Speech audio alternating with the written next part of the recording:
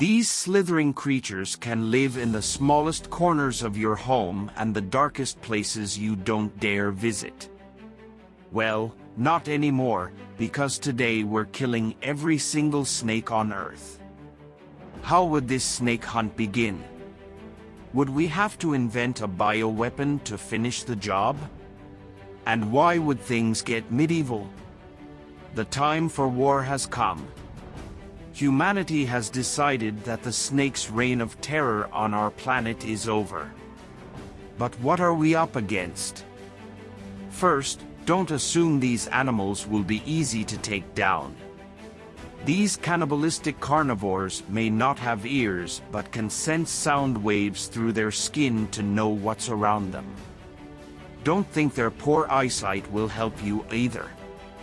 While they can't perceive colors and have fuzzy vision, some can see heat sources as if they were wearing infrared goggles.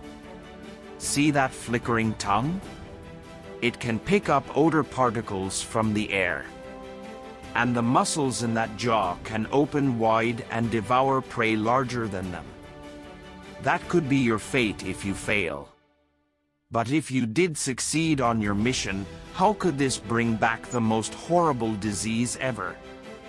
There are about 3,400 recorded species of snakes slithering around Earth.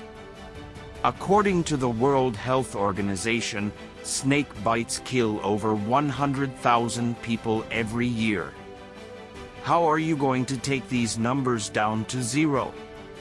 To start, you'll have to visit the warmer regions of the planet. You'll also have to search trees, fields, and even underground spaces, like sewers. Remember, these are literally cold-blooded killers. Snakes need a place that allows them to hunt and regulate their body temperature. So maybe you could freeze them out. Well, they're more resilient than you might think. Burmese pythons are an invasive species that have been found in the Florida wilds since the 1980s. After a record cold snap in 2010, these predators adapted to the climate and started breeding like crazy. So the cold air may not work. Maybe you could create a bioweapon instead. Snake fungal disease, SFD, has already been spreading globally. It causes painful lesions on a snake's skin which can lead to death. Some snakes can shed their skin to get rid of it, but others aren't so lucky.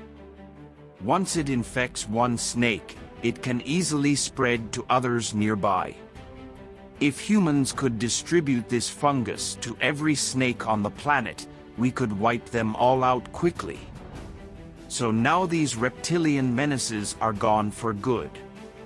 But did you just doom the planet? Without snakes eating them, rodents, birds, and amphibians like frogs would rise in numbers. While these animals might be happy for the moment, that feeling would be short-lived. That's because they would all compete for the same resources to feed, eventually creating a scarcity of food for all of them.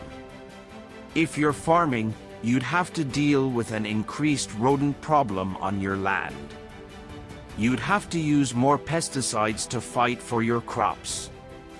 As a consumer, you'd have to pay more for your groceries because the same food would now cost more to produce. But the biggest price you'll pay won't be at the register. All the rodents scurrying around could spread diseases across the globe.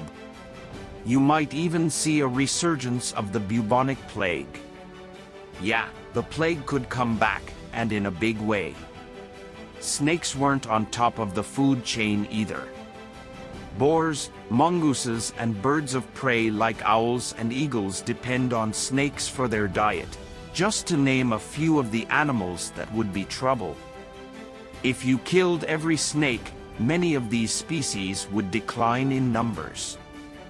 Some might even become extinct. Humans also rely on snake venom for medical purposes. Potential treatments for diabetes and cancer have been derived from it. With no further access to snake venom, we could endanger even more human life. Like all things in nature, snakes have their place among us.